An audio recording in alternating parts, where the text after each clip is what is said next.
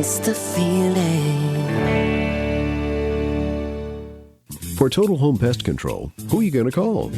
Call the Bug Man, 923-BUGS. For Total Pest Control for your home or business, call the original Salvant.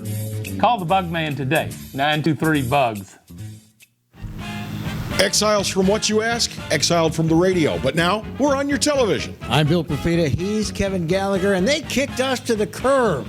But we're back. We are back with Exiles Television on the Pelican Broadcasting Network. We're going to bring you the newsmakers. We're also going to take your calls and give you great information.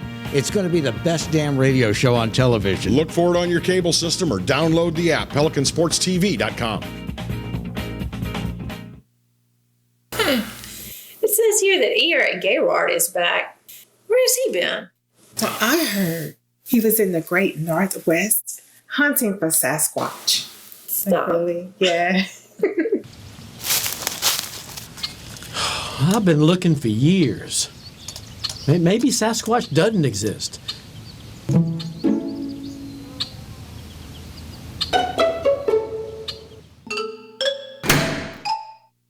Hello guys, it's Debbie. It's time. I've got a brand new location. 10510 Airline Highway, Baton Rouge, next to After 5 Tuxedos.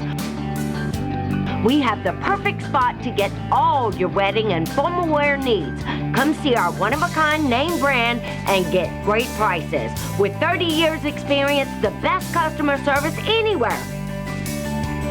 It's Debbie's Bridal, Airline Highway, Baton Rouge. See you soon.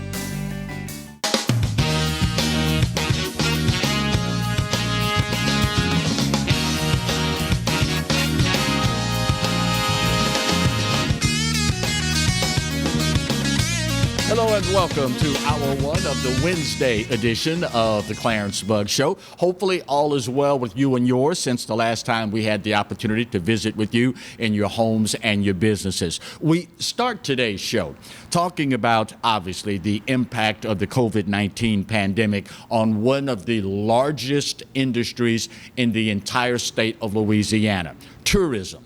It has taken an unimaginable hit, as you can probably imagine, pardon the double entendre there.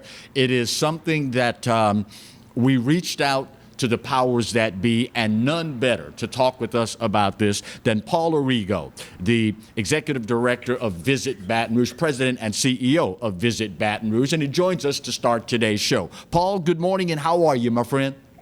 Thank goodness we're all healthy and chugging along best we can. Fantastic. Have you ever seen anything like the impact that this pandemic has had on tourism in Baton Rouge and the state of Louisiana, Paul?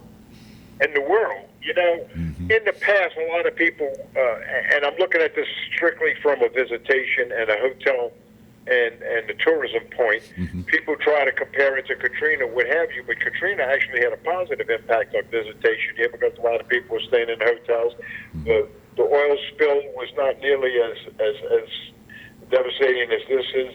And I think when you look at what, it's not just South Louisiana that's affected, which has happened in the past crisis. You know, it's the whole world. So it's not like 48 states looking out for 2 states that were devastated. It's like the whole world trying to look out for the whole world. For the average layperson, when we say tourism, do you think they actually understand that we're talking about such a large swath of the economy? I mean, we're talking hotels, casinos, restaurants, attractions that all benefit from tourism, right?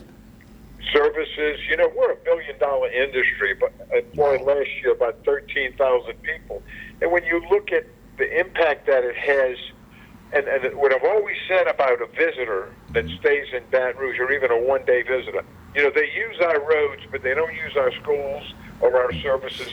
So it's like leaving money behind, and that's what we've always thought when we had major events or conventions or even leisure travel. So it's certainly devastating the industry, and I think that now more than ever, people in Louisiana and in Baton Rouge recognize the value of what we offered as an industry, and certainly the restaurants are slowly coming back. The attractions, museums, etc., opening. Within the next couple of weeks, we hope that we'll have the riverboats again stopping over, and that is a huge impact on the community. It truly is, because we have so many people who visit so many of the attractions and museums.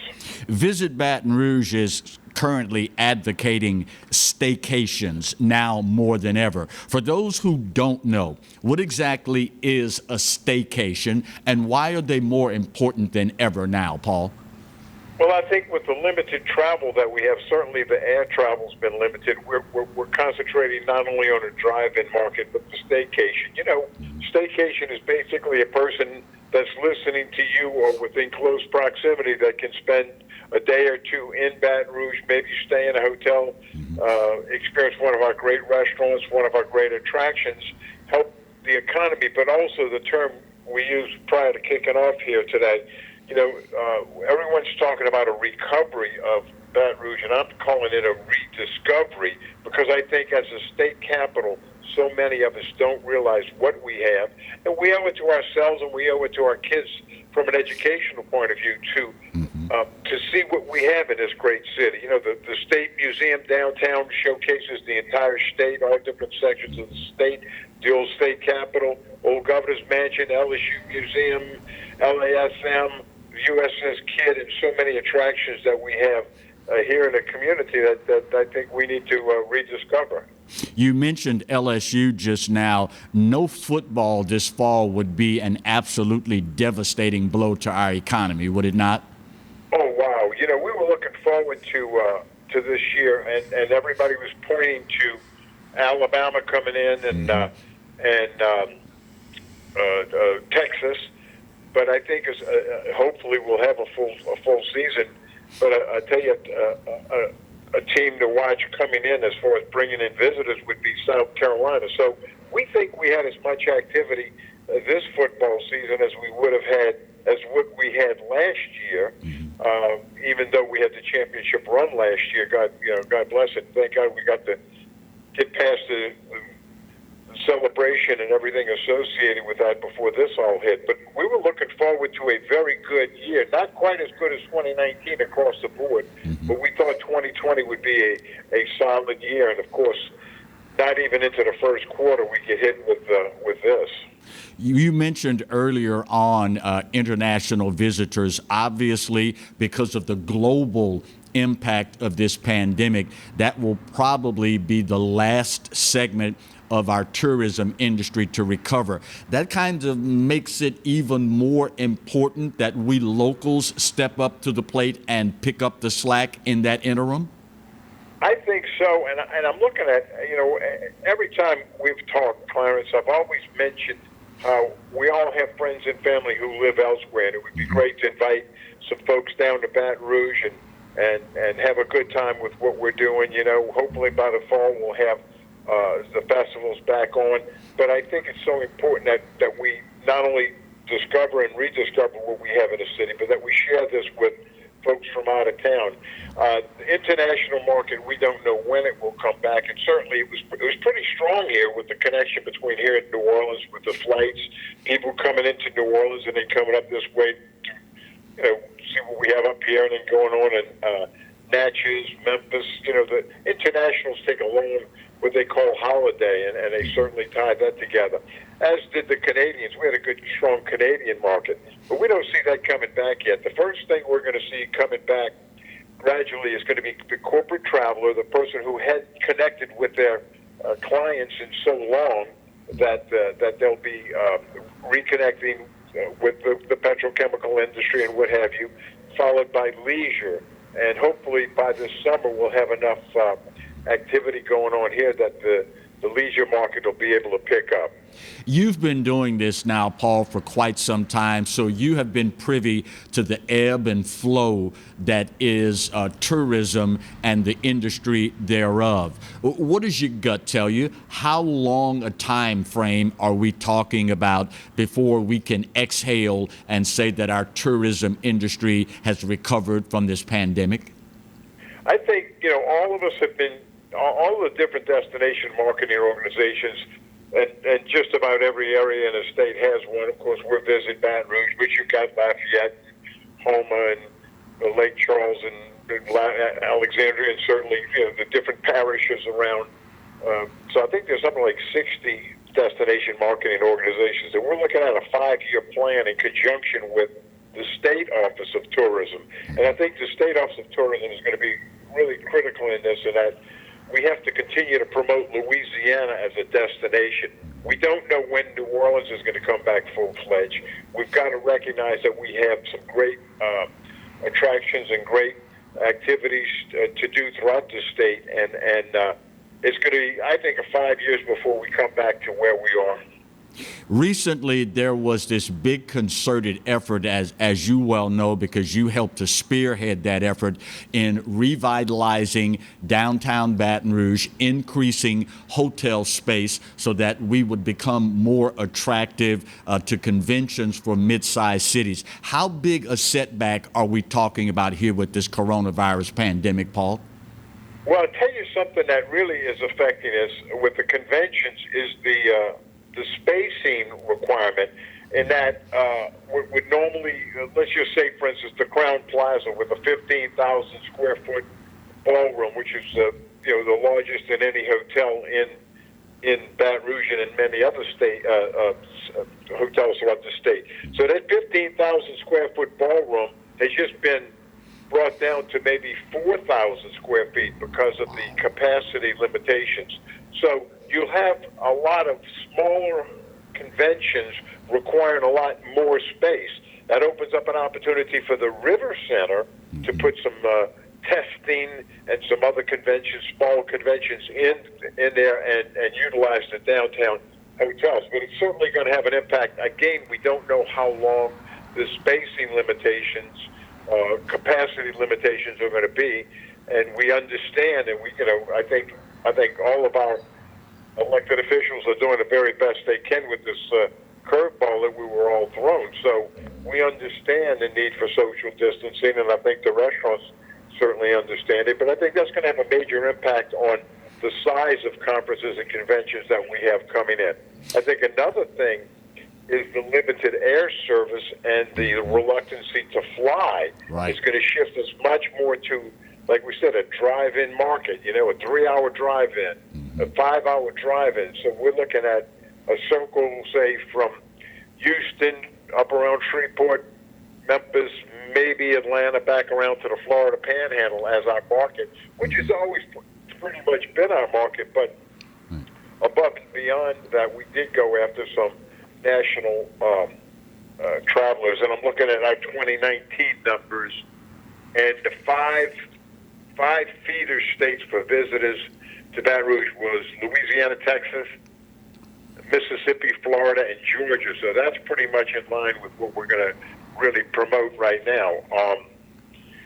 Some things that I think are significant, this was as of a couple of weeks ago, so it's gotten a little bit deeper, but we lost 57 riverboat stops. Wow. Almost 11,000 passengers and an economic impact of 1.6 million. So we won't have 10,577 passengers walking around our downtown and taking tours like they have done over the last several years. And, something really interesting, Clarence, a couple of months ago before this all hit, we were really having challenges on finding enough time and space on the dock for the boats. We had too many boats and not enough dock space, so we were really juggling things around, and how things have changed, Yeah. We also lost, Visit Baton Rouge, we brand this community and we promote individual visitation, etc. But the only thing we can really put our fingers on is exactly what we were responsible, and that would be the major events that we bring in, the conferences, the tour groups that we are directly responsible for. So it's not the entire market, but it's a large portion of the market. And we lost over 140 conventions and tour groups as a result of this. About $18 million in economic impact. Wow. Finally, Paul, the average person watching us right now all across South Louisiana and other parts of our state may be saying to themselves, guys, I understand this, but, you know, I've got so much on my plate right now that I'm dealing with. Why should they truly care, Paul, about the state of the tourism industry in our capital city, the region, and the state? I think you hit the nail on the head when you use the term capital city. This is the state capital. We belong to the entire state of Louisiana, and I think everyone owes it to their kids and their family to visit Baton Rouge and see all that we have to offer. It's like, you know, you and I, we go to Washington, D.C. as the national capital. Right. Well, this is the state capital, and I think we've got so much to offer. We're affordable. We're accessible via interstate. And right now, we've got the availability, and now's the time to come because who knows, maybe we're going to have a great football season this year that'll bring back normal, and those hotel rooms will really be rocking. But let's support local. Let's support the state of Louisiana because now more than ever we need it. Paul, quickly, how can we find out more about Visit Baton Rouge and the awesome work that you and your staff are doing? Visit BatonRouge.com. Visit BatonRouge.com. We've got all the up-to-date information going on there, and we've got all the statistics, and it would be a great opportunity for everyone to see what we've got here in the capital city. Paul Arrigo with Visit Baton Rouge. Great stuff as always, my friend. Keep up the good work. We need it now more than ever, Paul. Thank you so much. You're quite welcome. All right, first break of hour one. We get her done, and then we'll start looking forward a little bit, possibly, I add, to phase two. Governor John Bel Edwards saying he's pretty optimistic at this point. We'll talk about that when we come back after our first commercial break on hour one of the Clarence Buggs Show, right where you've got it, here on the Pelican. Stay close.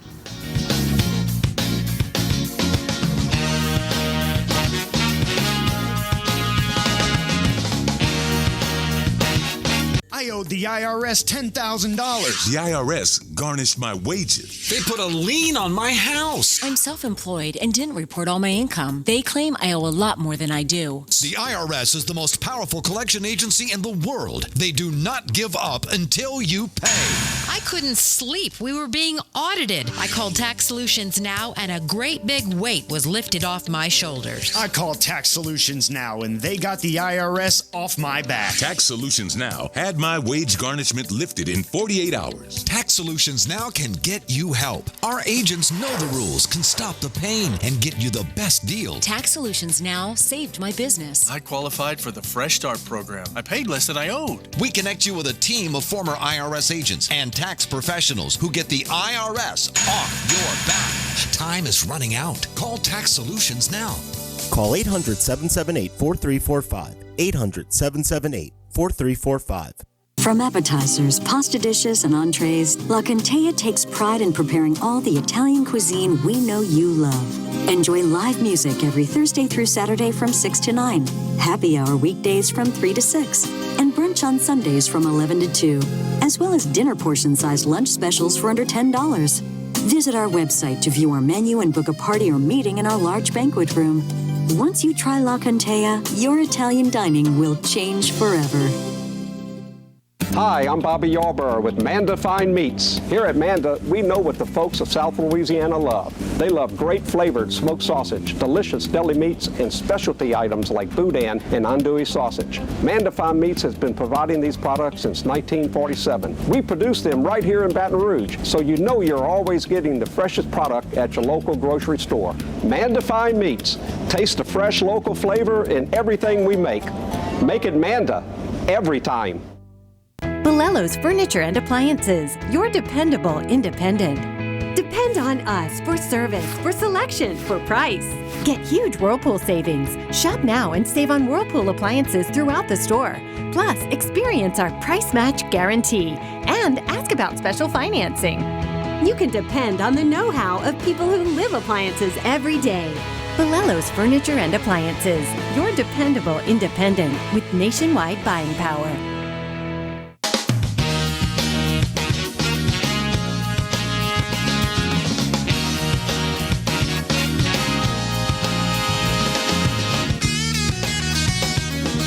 Welcome back to hour one of our Wednesday edition of the Clarence Bug Show. Well, thank you, Marty. This camera over here and that one over there.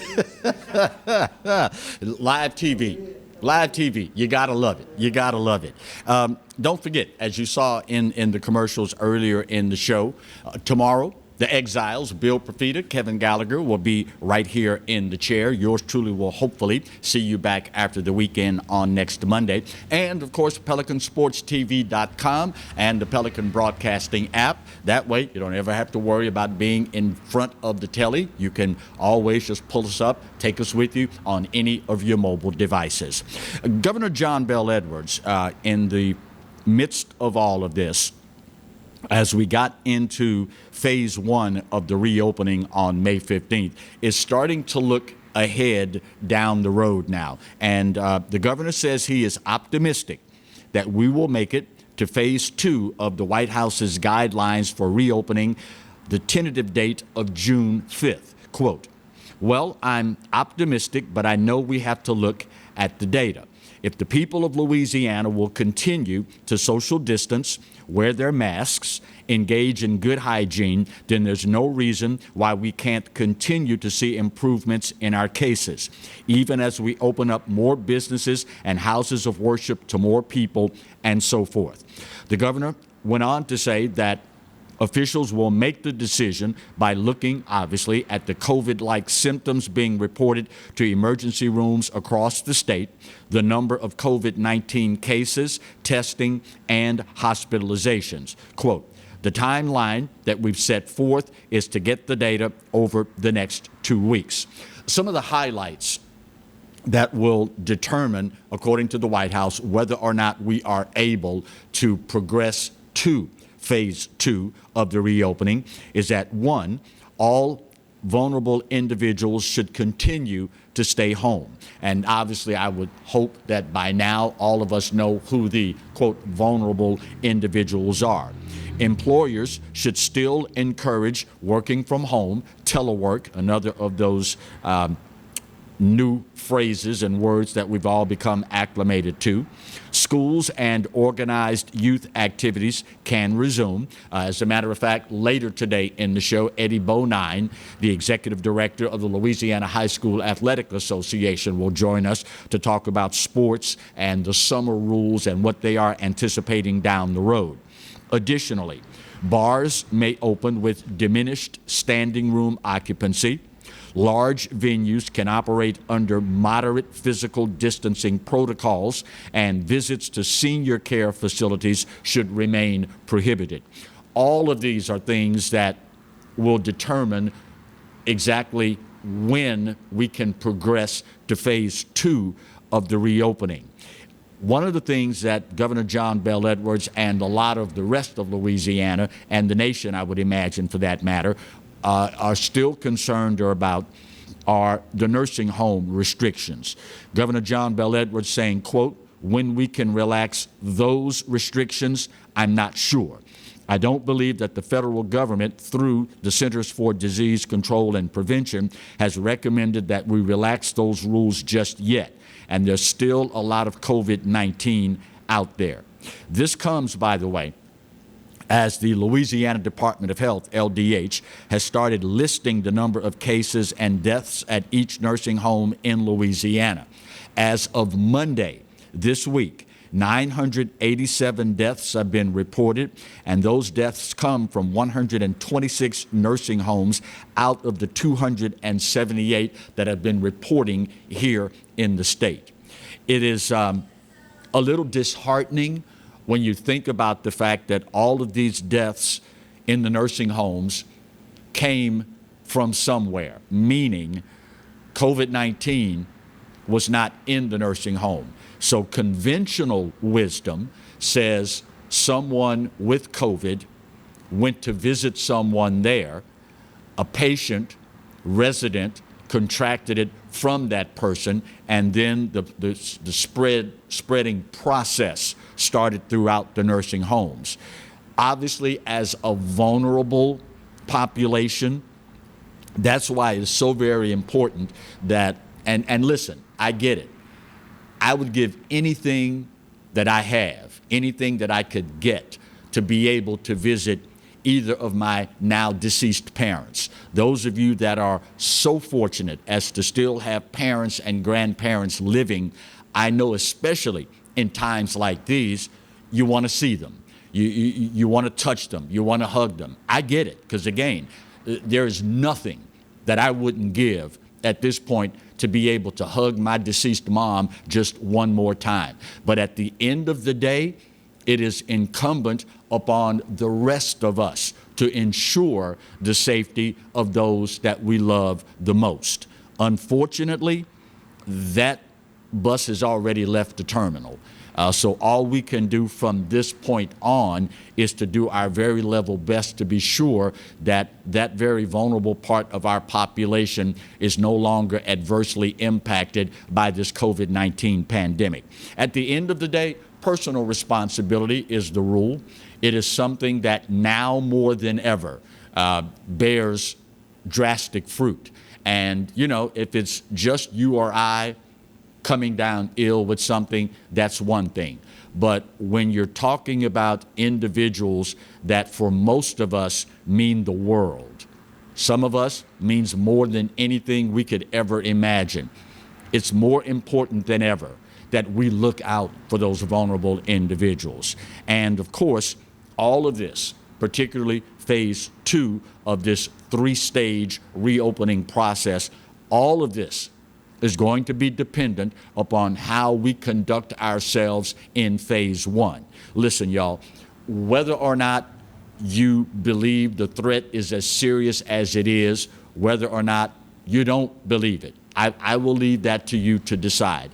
But there are individuals out there that if they contract this virus, they are far more likely to be adversely impacted than any other segment of the population. And at the end of the day, the most vulnerable typically are the ones that we care the most about, or at least we should care the most about. So, governing ourselves accordingly continues to be the rule of thumb. Quick question. How many of you would like to have your mortgage paid this month? I see all the hands in TV land going up in living rooms and the like. We'll spend some time with the good folks at Neighbors Federal Credit Union after this commercial break. They've got a wonderful promotion going on. They are looking to pay someone's mortgage for the month. Yeah, I got your attention with that one, didn't I? I figured I would. Tell you what, let me get this commercial break for the bottom of the hour out of the way, and after that, we will continue on with hour 1 of the Wednesday edition of the Clarence Bug Show, right where you've got it, here on the Pelican. Stay close.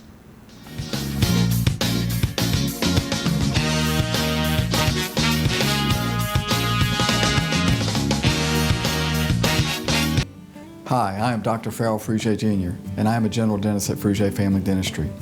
I was born and raised in Baton Rouge, Louisiana. I went to Catholic High School, LSU, and LSU School of Dentistry in New Orleans, where I received my DDS degree in 1986. I always have and will continue to be committed to continuing my education, to invest in technology which makes the diagnosis and delivery of dentistry more thorough, more comfortable, and more aesthetically pleasing. In our practice, we are here to serve the patients. We want to improve their quality of life and to develop relationships with our patients. In dentistry, we have a chance to impact lives on a daily basis, not just by doing dentistry, but by getting to know them and being a part of their life. We also believe in giving back to our community.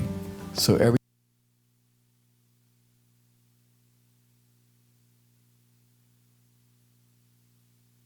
year, we give back to the Greater Baton Rouge Food Bank, Toys for Tots, and Mary Bird Perkins Cancer Center.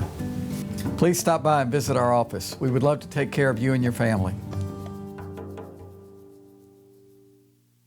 Hello guys, it's Debbie. It's time. I've got a brand new location. 10510 Airline Highway, Baton Rouge, next to After 5 Tuxedos. We have the perfect spot to get all your wedding and formal wear needs. Come see our one-of-a-kind name brand and get great prices. With 30 years experience, the best customer service anywhere. It's Debbie's Bridal, Airline Highway, Baton Rouge. See you soon. For total home pest control, who are you going to call? Call the Bug Man, 923 Bugs. For total pest control for your home or business, call the original Salvat. Call the Bug Man today, 923-BUGS. They said I could find you here. Why are you fishing? Our company's got to ship out 2 full color brochures and 20 color copies. You're killing me. It's done. Designed, printed, packaged, and shipped. How? You just got to know the right people. Baker Printing, the printing people. How come you get to fish in this private lake? Like I said, you just got to know the right people. You can know the right people too.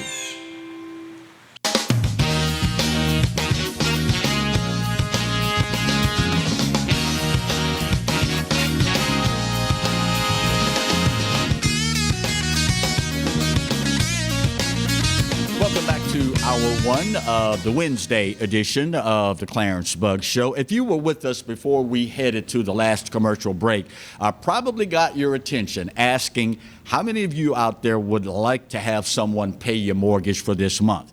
Well, the great folks at Neighbors Federal Credit Union are looking to do just that. Joining us for this segment is Steve Webb, the president and CEO of Neighbors Federal Credit Union. Steve, how are you today, sir?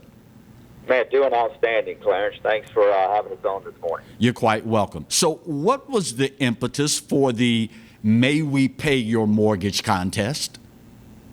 Really, this is a contest I've been doing for a number of years. In fact, this is the 5th year of having this contest go forward. And it's really just an opportunity for us to promote the mortgage programs and products that we offer through Neighbors Federal Credit Union. So it's been a great success over the years, and obviously this year, in light of all the COVID-19 issues, it actually has a little special meaning going into 2020. So how can folks enter, and who is eligible to do so, Steve? Anyone who has a mortgage in the Greater Baton Rouge area is eligible to enter. You do not necessarily have to be a member of Neighbors Federal Credit Union. Mm-hmm. The easiest way to enter is actually to go to our website, which is neighborsfcu.org. Mm-hmm. On the front page, you'll see a banner ad that says, May We Pay Your Mortgage, and just click on that, and there are 5 different ways that you can actually gain eligibility, and there's a short registration form on that page. Mm-hmm. You know, the Neighbors story is, for me, the epitome of the American dream. Starting out with a few teachers and $300 in a shoebox. Tell us about that story, if you would. It's really an amazing story. Most people know credit unions usually began with a small employee group, and for us, it was the East Baton Rouge Parish School System back in 1954. And here we are, 66 years later, a large community-based institution here in Baton Rouge with a balance sheet approaching $1 billion. It's been an amazing, opportunity to view this organization grow over the years.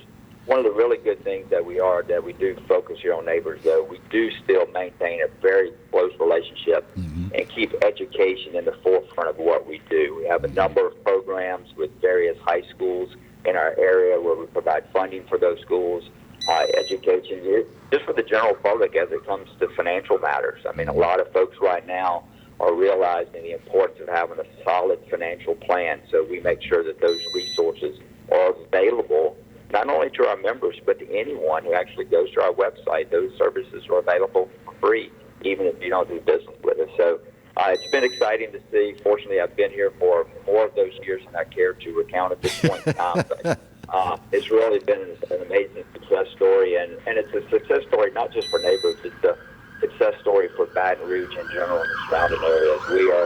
We are nothing without the support of this community, and that's why we're so eager to get back to this community. You know, a lot of people, Steve, have a name for their business, but they don't necessarily live up to that name. At Neighbors Federal Credit Union, you all take that name Neighbors pretty serious, don't you?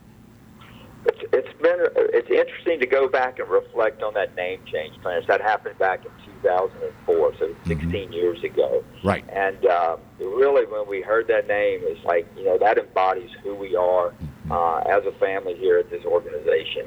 We treat each other like family. We treat each other like neighbors. And to your point, it keeps us focused on what's important and what we're doing in this community. So what coronavirus-related services is Neighbors offering right now, Steve? Well, we've been quite busy. When this all transpired back in March, we immediately started making some emergency pandemic-related loans, just smaller loans, just to make sure people were able to take care of some basic necessities. Since then, obviously, for our membership with the loans, we've done a number of payment deferrals. Again, we understand the uncertainty and the anxiety with income, so we're allowing our members to do deferments on their loan payments. And then one of the major initiatives since this all began has been our participation in the SBA Payroll Protection Program loans. Been doing literally hundreds of those for millions of dollars, helping small businesses to ensure that they can keep their staff on and keep their doors open. So really have attacked it on a number of fronts, and it's been very, very well received. Like many institutions, we did close our lobbies for a period of time. We did begin reopening our lobbies just this week on Monday. Still limiting the number of folks who can come in, but we are available and have been available for full service for the most part since this began. Thank goodness we have some of the latest and greatest technology with our online and mobile banking applications, our contact center, along with chat and email. As you can imagine, they've been quite busy, but the Neighbors just continue to, we're here, we're open for business, and here to help if you need us. When we hear term Federal Credit Union, we lay people typically think of certain services that we can expect to be offered. What other services can we get from Neighbors Federal Credit Union, Steve? Yeah, Neighbors Federal Credit Union is a full-service financial institution. Primarily we've been a consumer-based organization, so we do residential mortgages. That's the reason for our Maybe Pay Your Mortgage campaign. We do literally hundreds or thousands of car loans every month, so credit cards, just those basic financial services you need. Things people may not realize that we're able to do is we have our own Neighbors Wealth Management program. So if you're looking for that financial advisor to help you with investments and insurance and so forth, we have those services available. And it's something that we've really started here in the last few years is actually small business programs for small business accounts, small business lending. And when I say small, I'm not talking tiny. I mean medium-sized companies as well. So our commercial services area has really seen a lot of, or gained a lot of attention, obviously related to the SBA program. And that's something that we're continuing to see great opportunity going forward. So just about anything you can think of, I'd give us a call. We can probably do it. So. As you well know, there are financial institutions aplenty here in the capital region, all across South Louisiana, et cetera, et cetera. Why should someone consider Neighbors Federal Credit Union, Steve? I think you touched on it earlier. There's a couple things. First of all, we are your neighbor. We live, we work, we worship in this Baton Rouge community and the surrounding areas. So decisions are made locally. Management is here locally. We participate in this community. So you want to do business with people who live and know who you are, live where you live. Our kids go to the same schools your kids go to, and so forth. So I think that the fact that we are a local business, we are definitely in tune with the local needs of our community. The other part of that is you said neighbors. I mean, we respect people regardless of their financial worth. If you walk in here with $50, $50,000, or $5 million, you're going to get the same level of respect and the same level of service. We're here to serve anyone who chooses to do business with us, and we appreciate them making that choice. This is obviously something that is unprecedented, this coronavirus pandemic. As the president and CEO of a federal credit union here in South Louisiana, what have you taken away from all of this as far as the service aspect to those that entrust their money to you? Well, I was on a call yesterday, Clarence, and it was really interesting because people were talking about the service experience. And the comments that we're getting from our membership via email, via chat, via just people sending us a written note are overwhelmingly positive. Awesome. I have the opportunity to to speak with every new employee when they come on and to work for us. And I tell them it's a pretty simple job. We'll teach you what you need to know to do. Right. What I can't teach you is to be nice and be respectful. And so when you come in and do business with us, you're going to be greeted by someone who's nice and someone who's respectful. The service that we'll be able to provide is really interesting. Yes, did we have to change like every other business? We definitely had to change. But just because you're talking to us on the phone or we're chatting back or forth, possibly you're doing a teller transaction through a video teller terminal, one of our live teller employees, you're still going to get that warm, friendly, neighborly experience each and every time, regardless of the channel that you choose to engage us with. How has the Neighbors Federal Credit Union family fared through this COVID-19 pandemic, Steve? The family has fared quite well. We've been fortunate. We haven't had to have any type of layoffs, so everyone, the anxiety of finances has been positive. From an illness perspective, I can't say we've been 100% unscathed. We've had a couple of incidents, with our staff. We've had, obviously, some of our staff family members, but by and large, everyone is doing exceptionally well. Everyone is at work, whether that's working remotely or in the office, and we are blessed and very, very pleased that we'll be able to go this long and this far through this process without any major incidents. Are all of your branches open right now, and what services can we expect? Yeah, we starting Monday of this week, we reopened all of our lobbies, although they are open with restrictions. So business is up and running. As far as those restrictions, again, 4 or 5 people per location, I think is the maximum that we're allowing to come in at any one time. Right. For typical transactions, a teller transaction, we ask to continue to do that through the drive-through. We can handle those transactions in the drive-through. That allows more people with some more complicated business items to come into the lobby. So, we'll continue to monitor that. That's in place for a couple of weeks. We'll finish finalizing our phase 2 plans here shortly and determine when we're going to expand that. Part of that obviously will depend upon notices from the governor and from the mayor, and just making sure that we're working closely with our elected officials to make sure that we're following guidelines and doing what's best to provide outstanding service, yet we want to make sure we're protecting our members and our staff all the time. Once again, Steve, how can we find out more about Neighbors Federal Credit Union and the services that you offer? Best resource is to go to our website. It's neighborsfcu.org. From there, if you need any additional information, you can chat with us, you can email us or call us, and we'll have, again, a very friendly service person on the phone taking care of those questions. Steve Webb, President and CEO of Neighbors Federal Credit Union. Steve, thank you so much for the time, and more important, thank you for the service for the community and the level of service that you provide at Neighbors. We appreciate that sincerely. Thank you so much, Clarence. You have a wonderful day. Do the same, my friend. All right, final break of hour 1. We get her done, and we will talk more on the Clarence Buggs Show, right where you've got it, here on the Pelican. Stay close.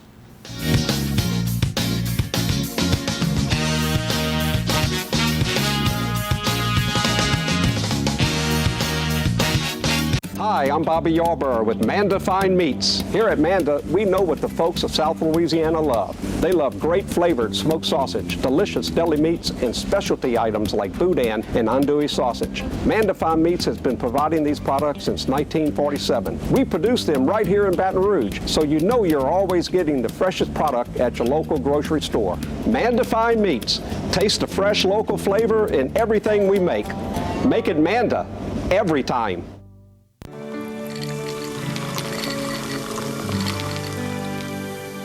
No one can stop me when I taste the feeling.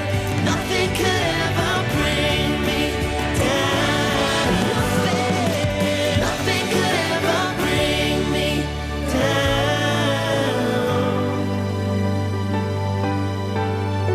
down. Taste the feeling. Exiles from what, you ask? Exiled from the radio, but now we're on your television. I'm Bill Profita, he's Kevin Gallagher, and they kicked us to the curb. But we're back. We are back with Exiles Television on the Pelican Broadcasting Network. We're going to bring you the newsmakers. We're also going to take your calls and give you great information. It's going to be the best damn radio show on television. Look for it on your cable system or download the app, PelicanSportsTV.com. From appetizers, pasta dishes, and entrees, La Contea takes pride in preparing all the Italian cuisine we know you love. Enjoy live music every Thursday through Saturday from 6 to 9, happy hour weekdays from 3 to 6, and brunch on Sundays from 11 to 2, as well as dinner portion-sized lunch specials for under $10. Visit our website to view our menu and book a party or meeting in our large banquet room. Once you try La Contea, your Italian dining will change forever. Live and play on the fairway at Greystone Golf and Country Club, a serene, challenging golf destination located in Denham Springs. For tee times and membership opportunities, go to GreystoneCountryClub.com.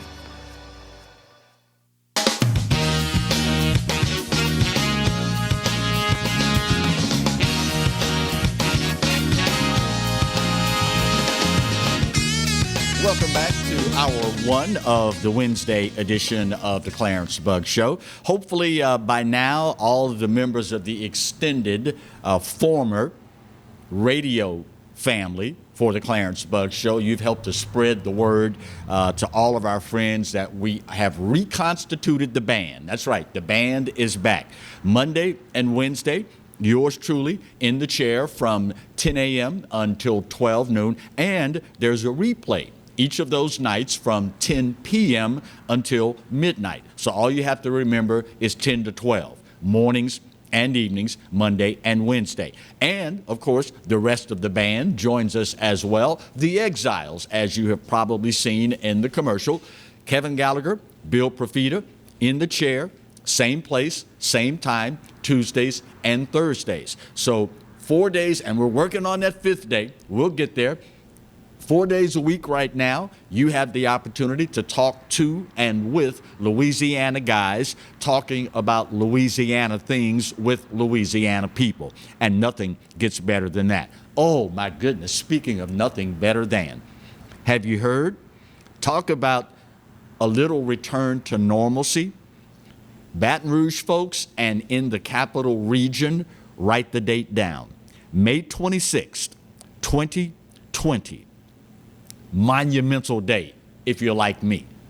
And I know it's a small thing, but they view it as much larger, and a whole lot of folk are going to view it as larger as well, particularly my daughter Lauren, because she absolutely loves this.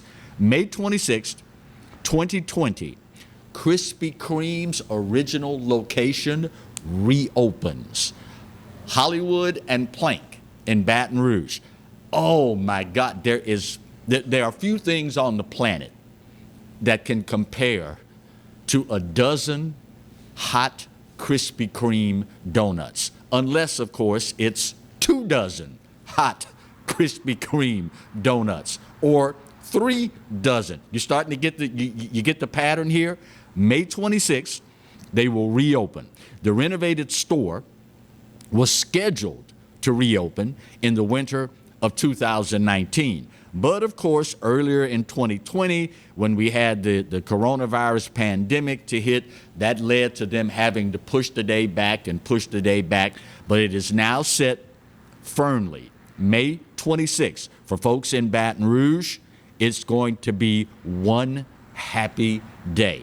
Cannot wait to go by Krispy Kreme. And for the rest of you, in areas where you have locations that, didn't undergo renovation or have to close for an extended period of time, maybe now you will realize just how fortunate you have been to be able to get that treasured South Louisiana treat. Growing up in Baton Rouge all these years, being able to run to that Krispy Kreme close to the house at Plank in Hollywood was something, quite frankly, I will be the first to admit I took for granted. But when they closed for the renovation and then the pandemic kicked in, all of a sudden, I really started jonesing for some Krispy Kreme donuts. So if you've been able to get your Krispy Kreme fix, well, count your blessings, because unfortunately, not everybody has been so fortunate. Listen, by the way, our Lady of the Lake Regional Medical Center has been reporting, working in conjunction with the Mayo Clinic, the coronavirus convalescent plasma has really been showing some promising results. As a result, weeks after announcing that they would participate in the convalescent program, Our Lady of the Lake Regional Medical Center has treated more than a dozen patients. Granted, it's in the early stages, but doctors are already seeing some positive signs. If you by chance have contracted the virus and would love to help us all out during this pandemic, they would love to have you take part in the convalescent plasma program. If you've not heard about it, it is something that is showing some very positive results. And I'm sure you all know by now, once you contract COVID-19, the body in its natural state will develop antibodies. Those antibodies are in the blood system and in the blood plasma. So far, OLOL, Our Lady of the Lake, has identified at least 60 donors who are willing to donate over the next 1 to 2 weeks. They need a whole lot more. We need to go through more trials and, of course, find out the results, the finer point of the results, and treat others as well.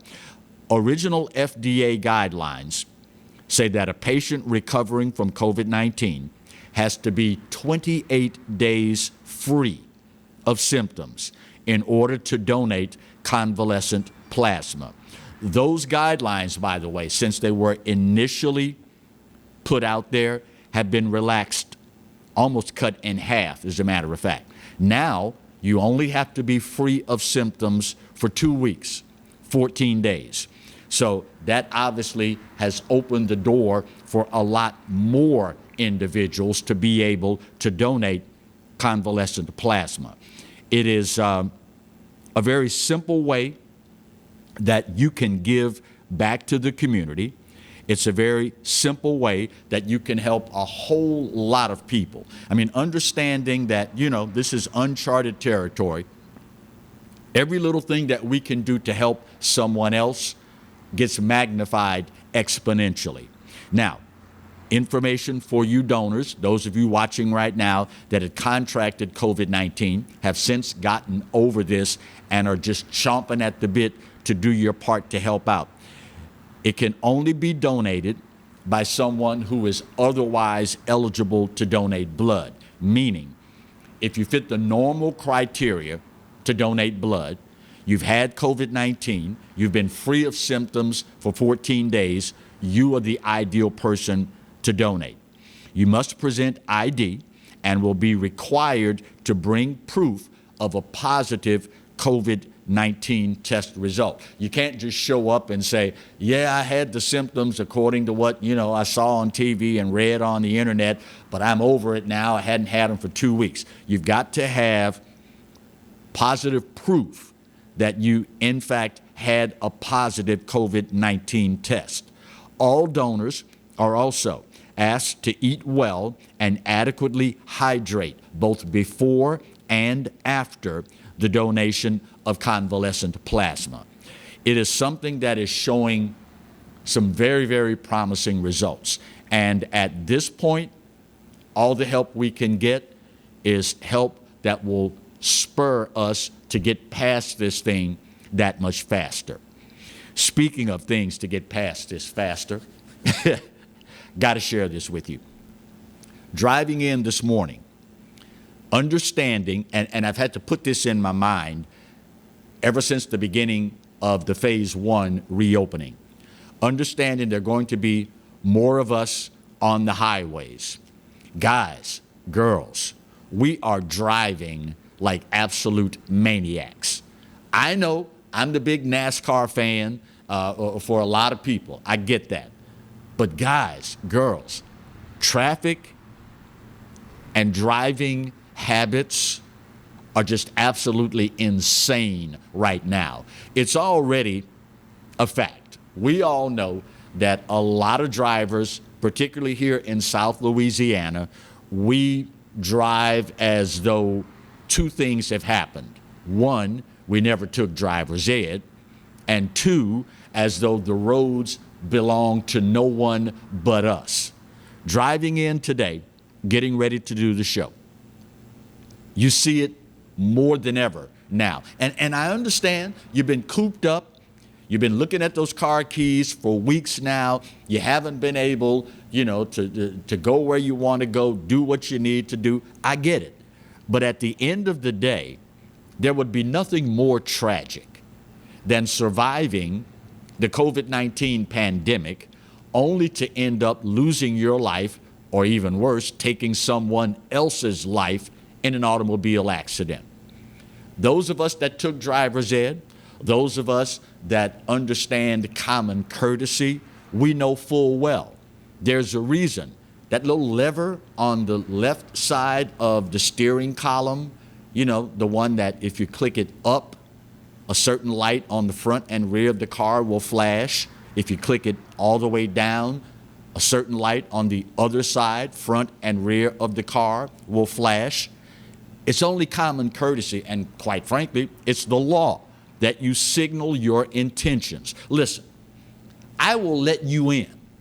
Most Louisiana drivers will let you in if you simply let me know, excuse me, I need to get over here to catch this exit. It's common courtesy, y'all. It's common decency. Following at the correct distance. Here in South Louisiana, tailgating, it's got to be written somewhere in the state's constitution, is the national pastime. Used to be a 2-second rule. A lot of you now look at it as though it's the 0.2 second rule. Follow at the correct distance. Leave yourself enough time to react to what happens in front of you. Leave yourself enough time so that the folks behind you can react.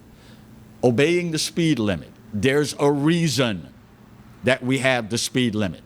In many cases, it's not an indication of your driving ability.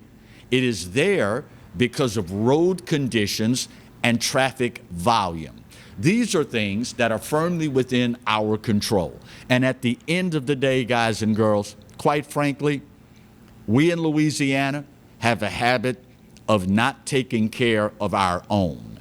This is something that at the end of the day would truly be a tragedy to see folks live through this unprecedented event of the COVID-19 pandemic only to lose your life or the life of a loved one in a traffic accident. That's something that is too easily avoidable. Coming up next hour, can you imagine the surge of adrenaline? Can you imagine the hair that's going to stand up on your neck when you hear the Golden Band from Tigerland for the first time this fall? Can you imagine what it's going to be like when the Southern University Human Jukebox turns that corner and marches into Mumford Stadium? Oh my God. As a former member of the Human Jukebox, I get goosebumps just thinking about it. The director of bands, the Southern University Human Jukebox Marching Band Director, Kendrick Taylor, will join us to start the second hour. And we got a special treat for you as well. We're going to give you a little taste of what we are all jonesing for. I mean, who could ever get enough of the Human Jukebox, right? Often imitated, but never, ever duplicated. That's coming up in hour two. And for those of you jonesing for some high school football, particularly those of you that want to play this year, Eddie Bonine, Executive Director of the Louisiana High School Athletic Association, will join us to talk about summer workouts and what that will entail. After our top of the hour break, hour two of the Clarence Bug Show here on the Pelican. Stay close.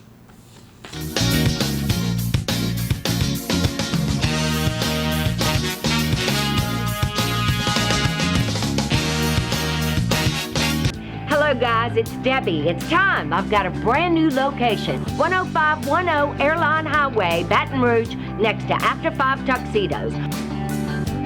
We have the perfect spot to get all your wedding and formal wear needs. Come see our one-of-a-kind name brand and get great prices. With 30 years experience, the best customer service anywhere. It's Debbie's Bridal, Airline Highway, Baton Rouge. See you soon.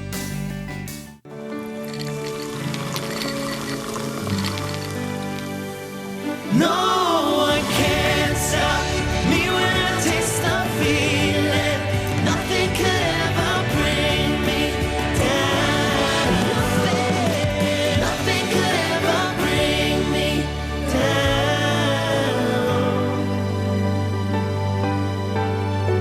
Taste the feeling.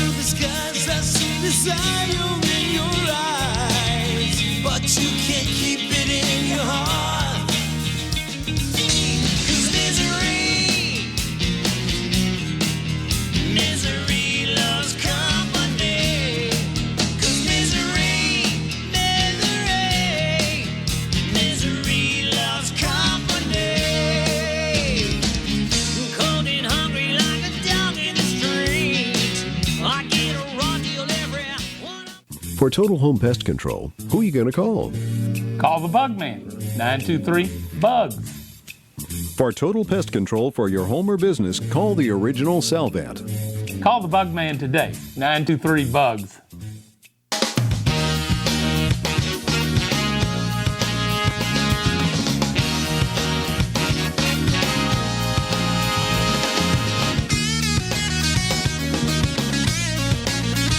Welcome back as we start hour 2 of today's edition of the Clarence Bug Show. For those of you that have ever marched in a marching band, high school, college, what have you, you know that the rhythmic cadence that the drum section performs, that the band marches to, is called a cadence.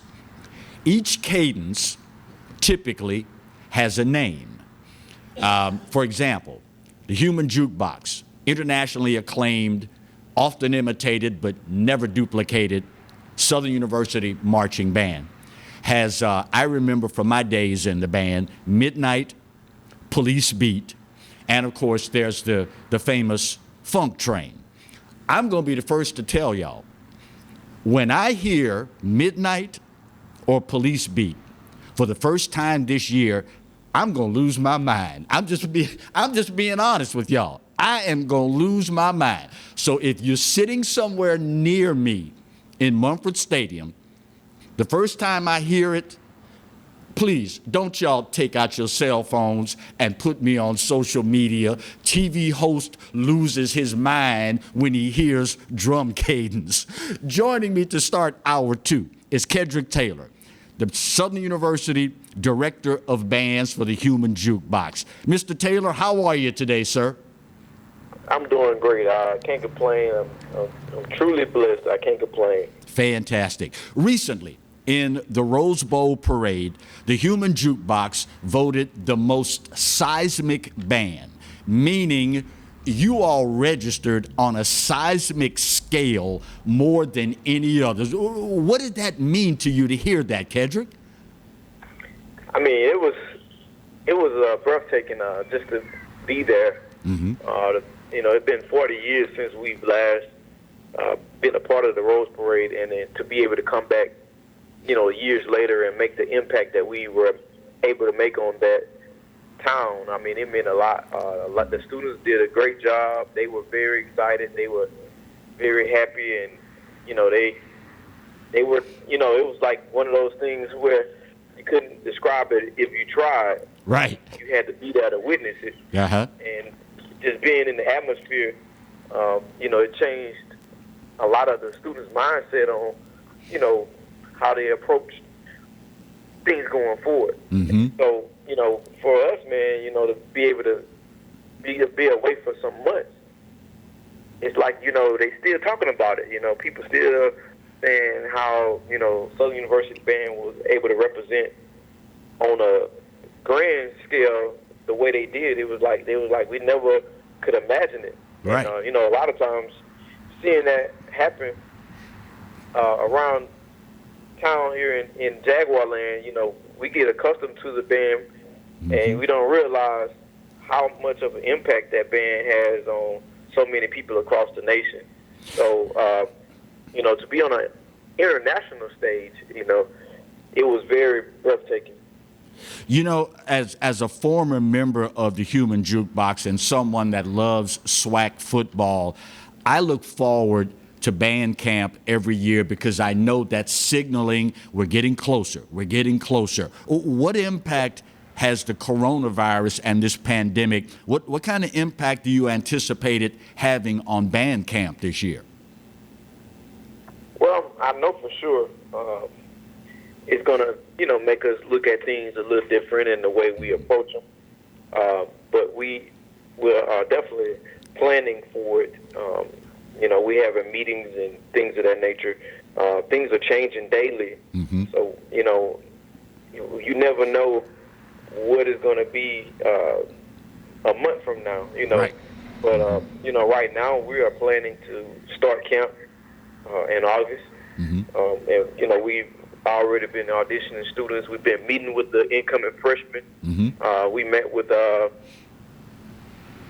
incoming freshmen the other day via Zoom. Mm-hmm. And they are excited. You know, we continue to get them excited. So I told them, I said, one thing for sure, we're going to be in school.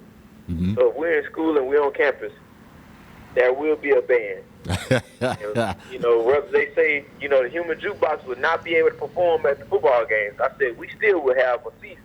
Mm-hmm. Because whatever band we play that week, we would have some type of battle to where, you know, we'll keep our students active and keep our fans still getting that dose of that Human Jukebox. That leads me to the next question. That's a perfect segue for the next question.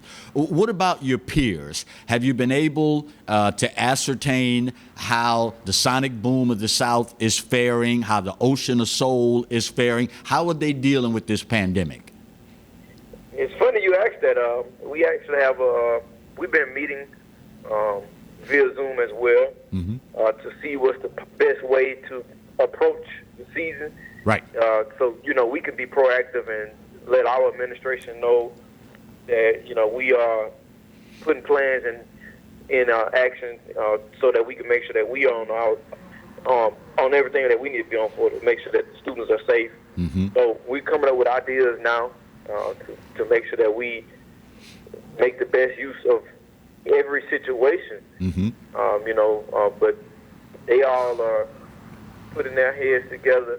And we all, you know, pushing together to see what's going to be the best solution for the situation that we are in now. Like I said, don't nobody know where we're going to be because, right. You know, they're opening up these cities and, you know, people still getting sick. So we just don't know. Mm-hmm. But I said, if they're going to have football in there, you know, they can continue to move with it. They opened up the high schools for practice in June. So. It's looking pretty good as far as us coming back in the fall and having a season. So when you look at this thing in totality, how much pressure does Kendrick Taylor feel knowing that you are the guy that's going to rescue all of us from this cabin fever, from a lack of football, for going crazy behind all of this? What's it like to have all this pressure on your shoulders, man? I don't know if you know it or not, but it's pressure every time we perform. Man, for the fans, everybody always say, we can't wait to see you guys for the first game, and we thinking like, oh Lord, I hope you like it. But there's always pressure, no matter what. We never take for granted when it's time to perform, and we put our best foot forward to make sure that we uphold the legacy that's been started many, many years ago, and just keeping the tradition alive. So it's always pressure, you know, and I don't think people realize, but it's much harder today to create and recreate things than it was in the past, because in the past, we didn't have social media like we do now. Right. Now you can see every performance live. Back in when I was coming up, I had the same tape that I watched over and over that I probably could play it backwards and know what's happening. You know, what's about to take place, what part of the scene is on. But now it's like, man, you can see the stuff live. Right. So it's way, way, way more pressure now, because people, you know, looking at us like, all right, y'all did that last week, what y'all got to do? It's like every time you perform, you got a different audience. And some people want to see new stuff, some people want to see the old stuff. So we try to make, you know, mix it up to give everybody what it is, you know, what they want from the human jukebox. And it's not an easy task at all. So it's always a lot of pressure. So, you know, when you see us, sometimes people may say, well, they're not smiling. Well, it might be because, you know, we like, man, we just hoping for the best. Yeah. You know, I grew up back in the 60s, Kedrick, selling popcorn and peanuts and cold drinks and programs in Mumford Stadium.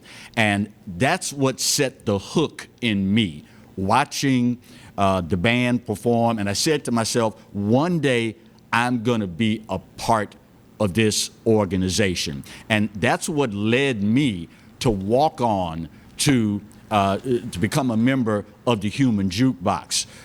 Do you think now, because we've come so close to current band members not being able to do what they've looked forward to do and what they've worked so hard to become a part of, do you think now maybe they have a greater appreciation than they did before this pandemic? You know, it's funny you ask that, because it's the same thing every year. During the month of, I would say maybe it started in June or end of June, maybe after the graduation parties for the high schools are over, and maybe like close to July, all you hear is, we can't wait to come back. We can't wait to come back. Right. So we're hearing that right now. It's like, man, I miss it. I can't believe how much I miss it. It's like, you know, when they get that little break away from it, it's like, man, just tell you think we're going to have school in the fall? Because I miss it. So they are very excited right now to come back in the fall. You know, because we've been away since the beginning of March. And we haven't picked up an instrument. So, you know, they're excited right now. Because we have an app where we can reach out to all our students and they can communicate with us. So we still communicate with them through that app to make sure that they are doing well and everybody is, you know, family is doing well. So we communicate with them, and, you know, they are very excited about what's to come, because I'm keeping them encouraged and let them know that don't worry about where we are right now. Just remember the promise, and the promise is we will be victorious in the end. This is just a test of our faith, you know, to see, you know, how strong we are mentally, because if we really truly believe in what, you know, God says, that everything will be all right. We just got to trust and believe. So I know it's going to be all right. You know, it's just going to happen in His time, and so we just got to be patient and wait. But you know, just being encouraged and letting them know that it's going to happen, and one way or the other, we will have a season. Whether they say, hey, the band can't play at the games and we won't have no fans, well, y'all better make sure you have social media, because we going live. We going live. Kedrick, I need you to do me a favor, my friend. When you get them all back together, when I marched in the mid-'70s, I played clarinet, Squad 19, Screaming Demons. I don't know if Squad 19 is still the one that when you swing into concert formation, it is the front squad all the way on the end. So we had to drive the hardest to cover the most ground to keep that line straight when we swung into concert band formation. Tell the guys and girls in Squad 19 that you know a guy that marched in the band, you were on his TV show, and he's going to be looking specifically at them, and they better be driving. Well, you know what? I would tell the entire band that. All right. I don't want just Squad 19 to be driving. I want the whole band to drive. Pick up your feet, drive and blow. Ain't no getting tired because we going to keep marching in some more. Yes, sir. Yes, sir. Kendrick Taylor, director of bands for the Human Jukebox, the Southern University Marching Band, often imitated but never, ever duplicated. My friend, thank you for the time, and I am so looking forward. If you see one guy in the stands, little peanut head guy that's just losing his mind, you'll know that's me, Kedrick. Well, I sure appreciate it, and I thank you for the support, and I thank you for having me on. You're quite welcome, my friend. Go Jaguars. Go Jags. Thank you, Kedrick. Now, a little special treat for you. After this commercial break, I know you're jonesing as much, maybe even more than I am. We're going to feature the Human Jukebox in the next segment when we come back, right where you've got it, on the Clarence Bugg Show, the Wednesday edition, here on the Pelican. Don't you move.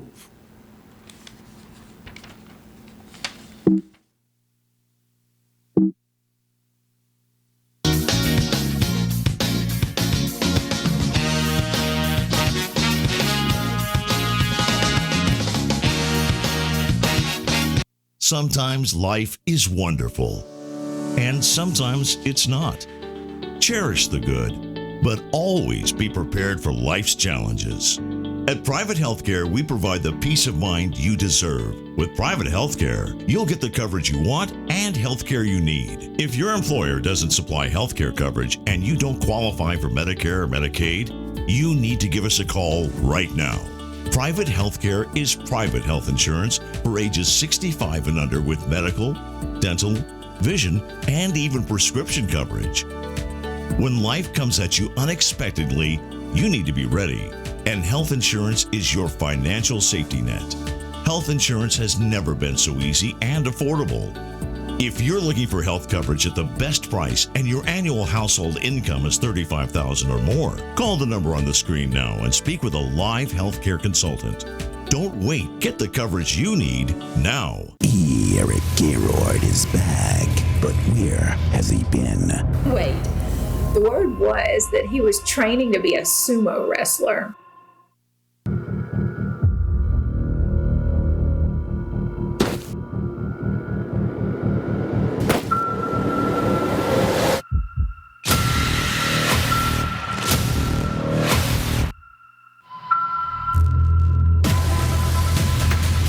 Rated E.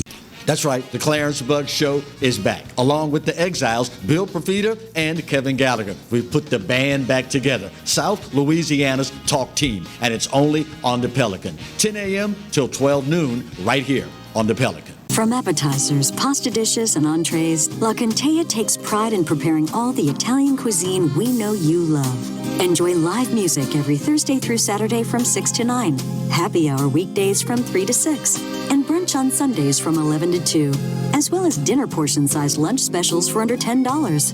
Visit our website to view our menu and book a party or meeting in our large banquet room. Once you try La Contea, your Italian dining will change forever.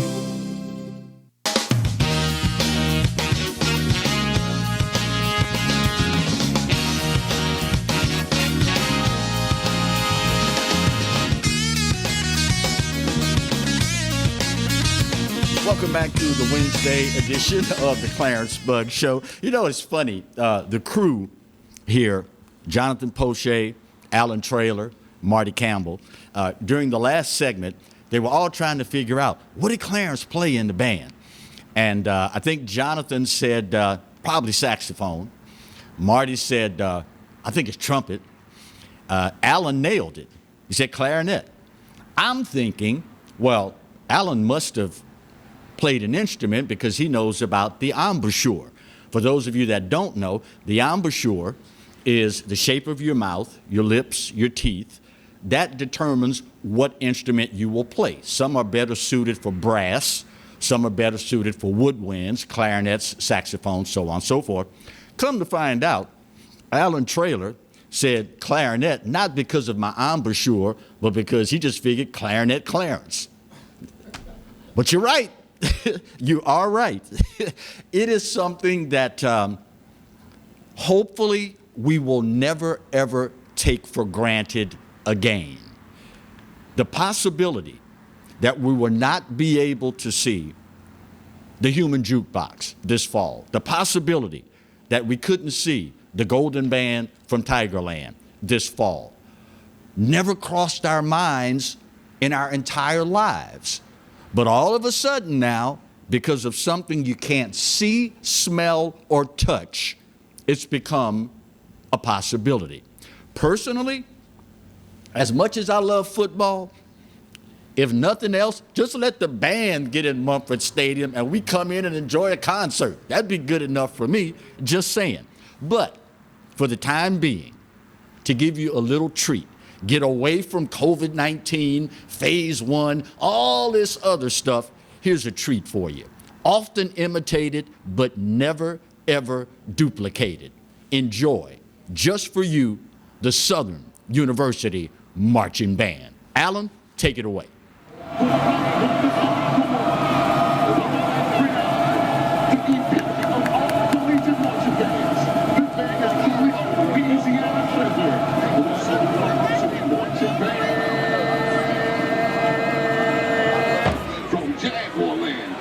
University Marching Band is led by drum major Trayvon, Baton, Caesar, show him,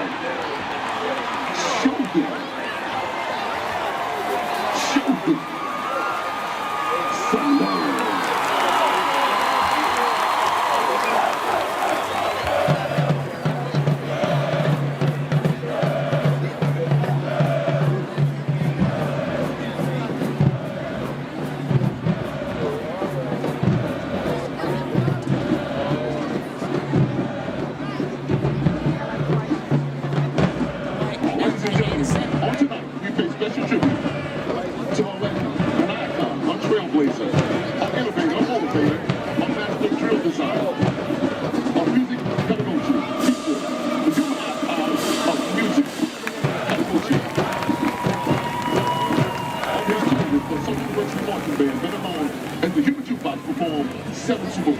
Super Bowl, 3 presidential inauguration parade, 6-week encore at Radio City Music Hall.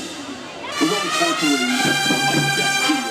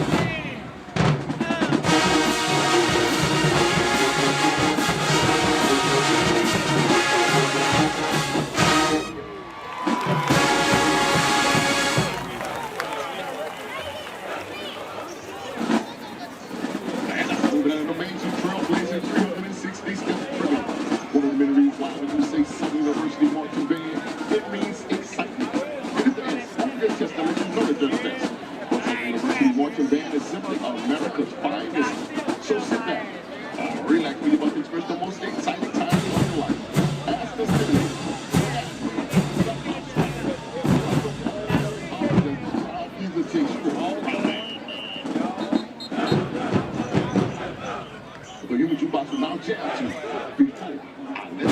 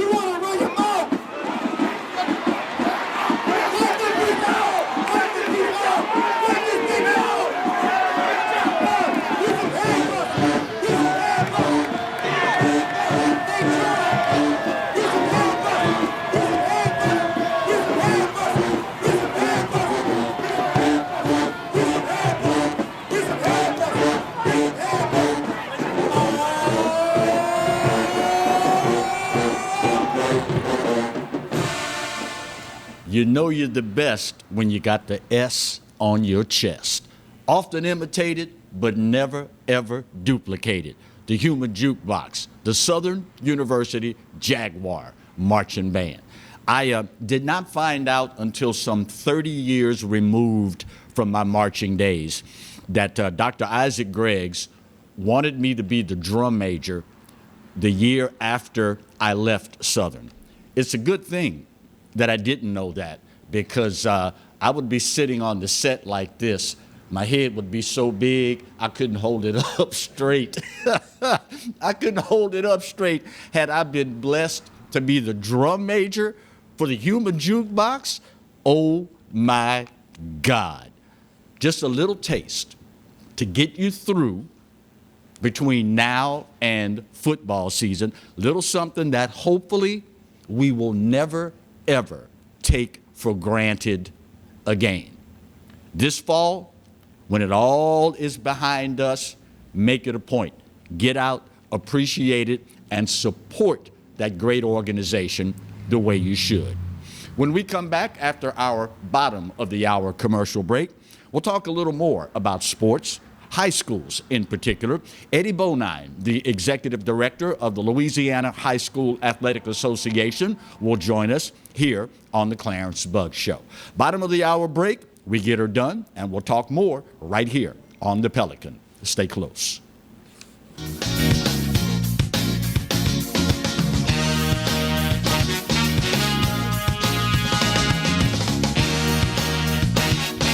For total home pest control, who are you going to call?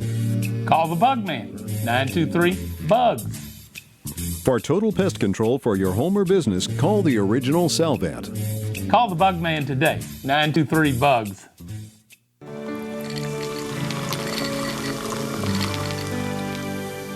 No one can stop me when I taste the feeling. Nothing could ever bring me down. Nothing could ever bring me down.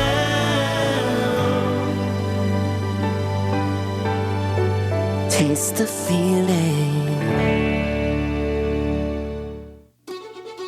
Live and play on the fairway at Greystone Golf and Country Club, a serene, challenging golf destination located in Denham Springs.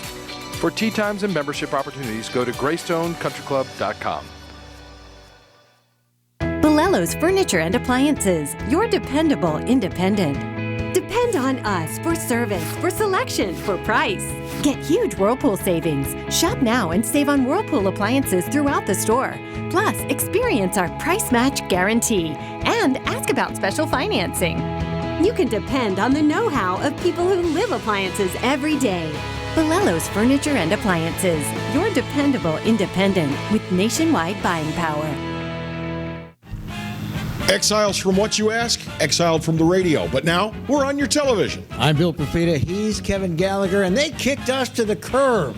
But we're back. We are back with Exiles Television on the Pelican Broadcasting Network. We're going to bring you the newsmakers. We're also going to take your calls and give you great information. It's going to be the best damn radio show on television. Look for it on your cable system or download the app, PelicanSportsTV.com. They said I could find you here. Why are you fishing? Our company's got to ship out 2 full color brochures and 20 color copies. You're killing me. It's done. Designed, printed, packaged, and shipped. How? You just got to know the right people. Baker Printing, the printing people. How come you get to fish in this private lake? Like I said, you just got to know the right people. You can know the right people too.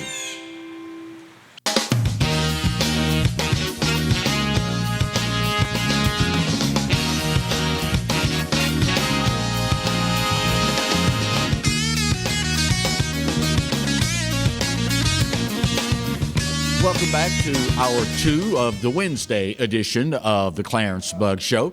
As we get into phase 1 of the reopening, one of the things that kind of signaled a very important small step to the return to normalcy was the Louisiana High School Athletic Association announcing the date for summer workouts to begin.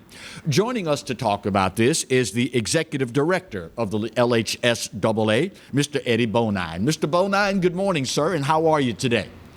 Good morning, Mr. Bugs. I'm doing fine and looking forward to talking to you and your listeners this morning about a very important piece, which is high school athletics in the state of Louisiana. So what exactly went into the decision for summer rules this year, Eddie? Well, first of all, the rules were to go into effect May 17, and as we got closer to May 17, and following the direction of not only the governor, who is working through the Resilience Louisiana Commission, and all the sub-parties, if you will, or the subgroups, Department of Education, the LDH, and the CDC, and all the doctors and everyone involved there. We followed their direction, as well as what was coming from the National Federation of State High Schools, the governing body for high school sports across our nation, their Sports and Medicine Advisory, and Louisiana's own High School Sports Medicine Advisory Committee. We looked at all that information, what was going to be required in regards to the static group size, temperatures being taken, all the stuff that was going to be done. And Clarence, to be honest with you, we just didn't feel as though the majority of our state association schools were ready and prepared to implement that and to add equity to the scenario to prevent the haves and have-nots. We felt that it was good to move that start date back to June 8th, which sandwiches it after potentially the governor has his next proclamation on June 1, implementing it on June 5. We have strategically implemented a LHSAA executive committee meeting on June 3 for review to see where we stand, and hopefully we're able to implement, beginning of phase 2, whatever mitigation measures are necessary to return to some form of normality, if you will, for our summer rules potentially beginning June the 8th. For the sake of this conversation, let's say all goes according to plan. Come June 8th, what will the summer rules entail, Mr. Bonine?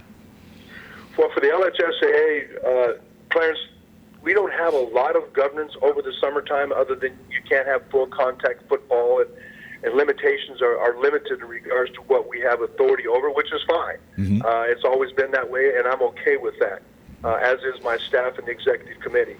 But at the end of the day, when it comes down to that June 8th, if we are in phase 2, then we have static groups of 25. We'll still implement the social distancing. Are there masks or aren't there masks? We'll know. Our temperature is going to be taken for individuals inside facilities or outside facilities. We'll know.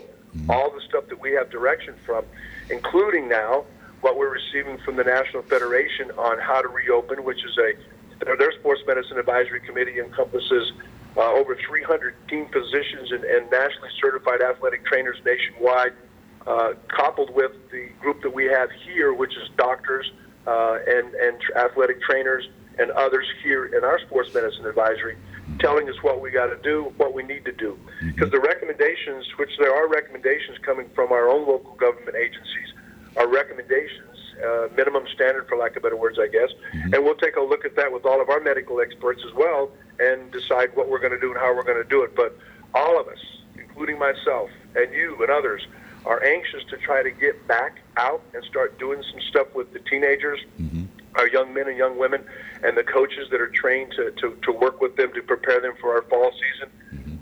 But Clarence, we don't want to do anything in May or anything in June or potentially the first couple of weeks in July. Right. It's going to affect the latter part of July and the lion's share of August that could potentially cause a delay or something on the beginning of the fall sports season for all of our high school sports that are sanctioned by the LHSAA. We don't want that to happen. So whatever we can do to get there, preventing measures, we're going to do that.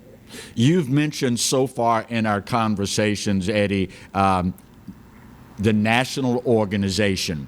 I've got to imagine that if there's any silver lining in all of this, is that there's been an unprecedented amount of cooperation between the athletic associations of all the various states? There has been, Clarence, and know that there's 51 state associations, the 51st being the one in Washington, D.C. We're a group. There's only one of us in every state. We communicate regularly to our Dr. Carissa Niehoff, who's the executive director of the NFHS, and her staff, who, by the way, are still working from home through potentially June 1. But it has, and the United States is divided into 8 sections. We're Section 3. Basically, it's the SEC, if you will, of the National Federation. Right. And we've always collaborated within our own section, which we've done that. The communication's been there. Everybody wants to try to beg, borrow, and steal ideas from everybody else, and we're going to try to do this in a Unitarian-type fashion, only because some of us are going to start back in June 8, and believe it or not, some of the nation is kind of surprised that we're going back June 8 for their states that did not have the impact per capita that we have had, that are not going back until after July 1, potentially the middle of July. And some states, like Pennsylvania, are opting to go virtual learning through the majority of the fall semester and trying to get all their fall sports potentially into 2.5 months. So there's a lot of different things going on. Each one has to do it their own respective way. We're unique in all 51, but man, there's a lot of similarities when it comes back to trying to reopen, and we're getting a lot of guidance on that. And I truly believe it would behoove us to listen to the medical experts and our governmental agencies that are going to tell us how we need to do this. That's what we need to do. We need to pay attention to those guidelines. I will be the first, Eddie, to acknowledge that I do not envy you at all, understanding that you literally have the weight of the whole state and the institution of high school football resting on your shoulders. What's that like for you as an individual? Well, I thank you, number one, I think. Number two is I really haven't looked at it that way, Clarence, only the fact that I've dedicated my career, the last 15 years of it, as an executive director in 2 different states, specifically one now going into my 6th year in Louisiana. And it's about staff, it's about the executive committee, it's about all of our coaches, all of our athletic trainers, it's about all of the adults looking for leadership as we move forward.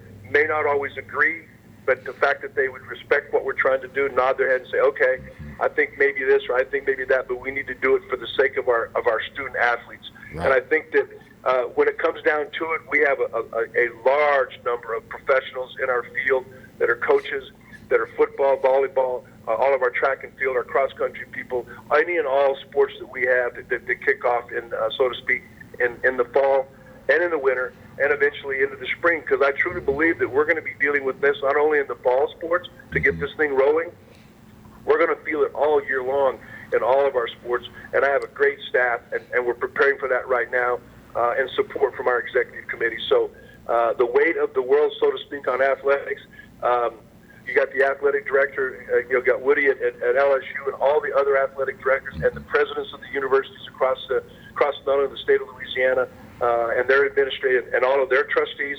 It's on all of us. But at the end of the day, we're going to respect the governor, respect the doctors that are running that, and how we're going down that road, and we're going to make sure that we do it right, because any wrong steps right now could affect wrong steps by athletes as well as specifically adults. Any wrong steps right now between now until we're ready to start things in late July, early August, could affect all of our sports as we roll forward, not only in the fall, but in winter and spring as well, Clarence. As I look at your tenure, Eddie, you're encompassing the 2016 flood, you're looking at hurricanes, and now this unprecedented event of a worldwide pandemic. What has Eddie Bonine learned about himself through all of this? I have a full head of hair, and it turned gray really quick.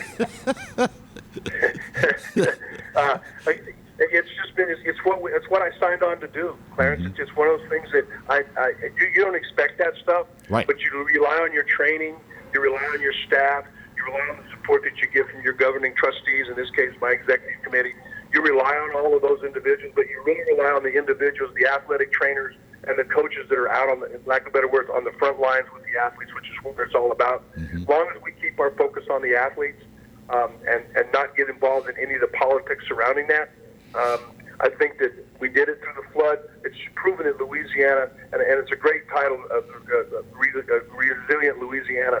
It's amazing in the South, specifically Louisiana, of the major events that's happened, and preparing now where hurricane season's just around the corner. It's what you all do. It's what we've always done, and I've learned how to do as well, man. You take it like water off a duck's back, and you do what you got to do. You follow the direction, and you keep your eye on, and I'm going to do a little athletic pun. Keep eye on the ball, Clarence. Keep eye on the ball. Do what you have to do. Do it together, and we become stronger from it. I truly believe that's what's going on in the state of Louisiana, and it's made me stronger as not only an executive director, but it's made me stronger as a person. And I appreciate the people in Louisiana for doing that for us. Finally, Eddie, what do you say to kids who play high school football and any of the ancillary activities, and the parents of those kids as we start getting closer and closer to June 8th? Hang in there. Patience, patience, patience. Believe me, we want them out of your house as much as you want them out of your house. We want to get you back involved, but don't do it too quick, because, Clarence, all it takes is one travel ball summer baseball game, one event where there's an outbreak, or we end up 10 to 12 days later of individuals getting sick from that, whatever that takes, and then it delays it all. It sets us back. We don't want any setbacks. We want 21 days. Good for us. Another 21 days, even better for us. Another 21 days, phase 3, great for us. And then we can, at that point, do whatever we need to do to make sure this thing starts on time. And I'm telling all the parents and the coaches and the athletes, our plan, unless something happens, is to get this doggone thing started on time in July. And then whatever it takes, whatever many people we can or can't have in the bleachers, whatever it's got to take with our officials. Got to remember the officials now; they're involved as well. Right. We got to do all that together and get this doggone thing back on track, and do whatever we have to do to make sure we can kick off on time. We can hit that first serve. We can run that first road race. So that's our plan right now, Clarence. So tell them just to patience, and let's get through this thing. Eddie Bonine is the executive director of the Louisiana High School Athletic Association. Your very capable staff, Kate Adams in particular, has our contact info. I would consider it a privilege and a pleasure if you need to disseminate any information as we get closer to that date to allow us to share that information with our viewers. We'll do that as well, Clarence, because you specifically others from the management group of your radio stations and TV stations there have been very good to us, including specifically the last since 2016 with everything we've done. We'll get it to you, and thank you so much for allowing us to come on today and inviting us for this midday conversation and your listeners. You're quite welcome. Stay safe, my friend. You too, Clarence. Thank you so much. You're quite welcome. All right, final break of today's show. We'll get her done, and we'll come back and talk a little bit more right where you've got it. The Wednesday edition of the Clarence Bug Show here on the Pelican. Stay close.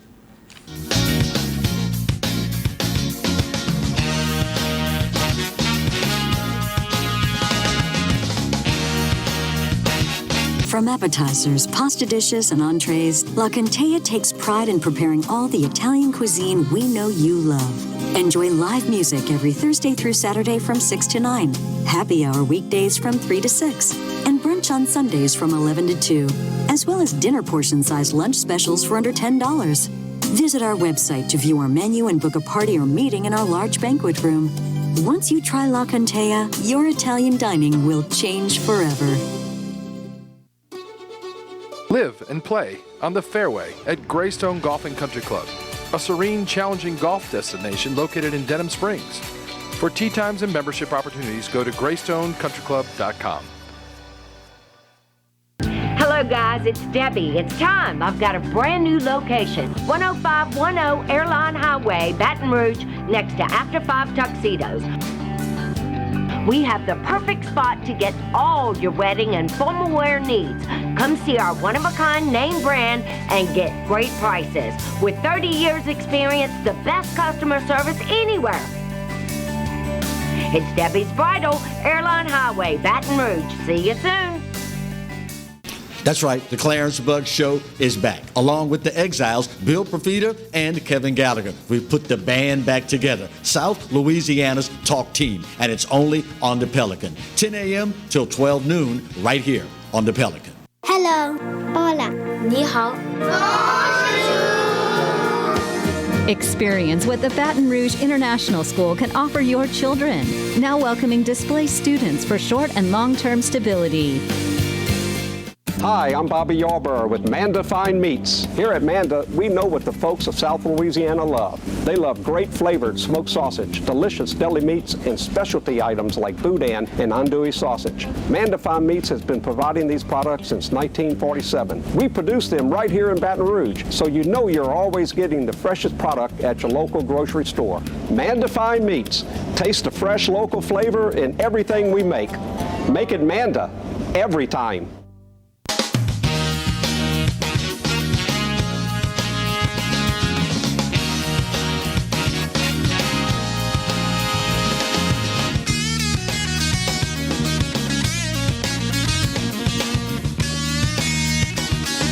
For the final segment of the Wednesday edition of the Clarence Bug Show. You know, one of the things of the many things I should have said that have come out of this COVID-19 pandemic, a lot more people now are a lot more conscious about disinfecting, sanitizing, and the nature of the things that we use to do this in our homes and in our businesses.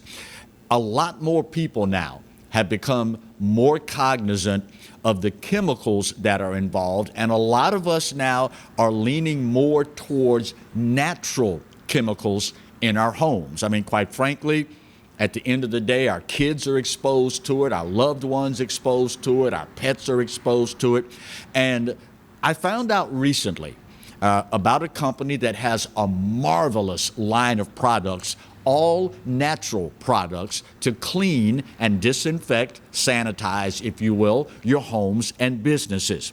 A friend of the show, Debbie Traylor, joins us now to talk about Melaleuca Wellness Company. Debbie, good morning, and how are you today? Good morning, Clarence. I'm doing fine, just very concerned about people and the products they're using in their homes. And as you said, we're becoming more aware, but I'm finding as I'm talking to my neighbors and other people that are saying they're going to the stores and there's lines and they can't find their, God, I hate to name products, but the normal products that you use that are normally in your cabinet. And as a matter of fact, I was cleaning the other day with one of those normal products, and Alan walked in and said, "Oh my God, what are you doing?" And literally, I almost passed out. And that was my fault because I just became aware of a company that you can't hear about any other way. If you haven't heard of Melaleuca, it's a health and wellness company that sells non-toxic cleaners that are scientifically backed, plus so many others. Not only do they have cleaning products, they've got shampoo, they've got disinfectants, they've got soaps, they've even got treats for the kids. Alan likes to give them regular cookies and all these name brand cookies when they come over. But again, how many times do you stop and read the ingredients? Right. Well, fortunately, my son and my daughter-in-law do. and they say, no, they can't have that. Well, I got into Melaleuca from a friend of mine. It's a private company. It's not a public company. And, of course, you have to get in through with someone you know.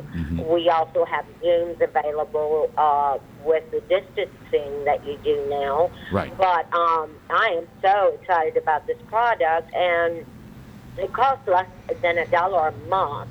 And all the products are concentrated, and they're healthy. They have vitamins. I heard a testimony from a lady the other day that was on anxiety and medicine, on medicine called Xanax.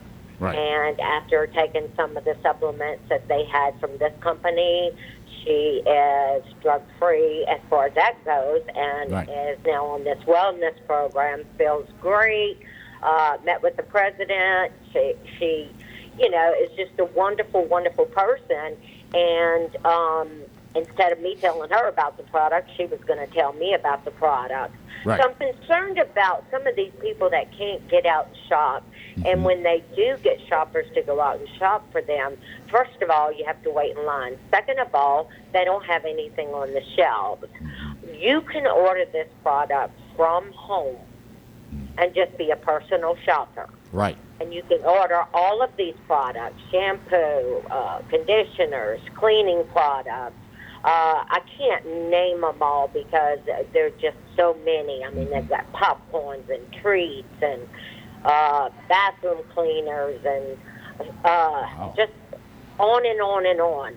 But you can only find out, through other people. And so I wanted to let our viewers know, because there are so many elders at home that cannot get these products. And if you are afraid, just like I am afraid of spraying my bathroom and almost passing out, now I'm reading the back of these labels. I am, one of those label readers. Right. And you would be surprised, even toothpaste, what toothpaste has in it. Oh, yeah. So if you're really concerned about viruses and how you can help your immune system, we have all of these products. And my sponsor is Debbie Kleinpeter, and I'll give you her phone number that you can get in touch with her, or you can call up at the station here. And we can set you up. And like I said, it's less than $1 a month, and all you have to do is shop from home, and they'll ship it directly to your door. All right, so I've only got about 60 seconds left. Give us the phone number where we can get in touch and find out more. Okay. It's Debbie Kleinpeter at 225-933-7075. And one last thing I want to say. Okay. You can also make money. That sounds even better. Debbie Kleinpeter. I get a check each month just for shopping. Debbie Kleinpeter at 225-933-7075. 7075. You've got it. Fantastic. Debbie Traylor, thank you so much, and keep us informed on all this great stuff. We sure will. Take I'm care. going to give you some products so you can use them. Yes, I'd love that. Thank you kindly. All right, that's going to wrap up today's show. But don't forget, tomorrow, the Exiles, Kevin Gallagher, Bill Profita, right here, same time, same location, right on the set, and, of course, right here on the Pelican. And if you can't be in front of the TV, what are you waiting for? If you've not already done it, PelicanSportsTV.com or the Pelican Broadcasting app, and you can take us with you anywhere you go. And, of course, we would appreciate you telling all your friends, hey, look, there's a brand new TV show now that lets South Louisiana folks talk with other South Louisiana folks about things happening in the great state of Louisiana. We would appreciate it sincerely. Again, that's going to do it for today's show. Thank you so very much for allowing us into your homes. I cannot thank you enough. Still have just enough time left for yours truly to say, as we do at the end of each and every show, you know what? You're right.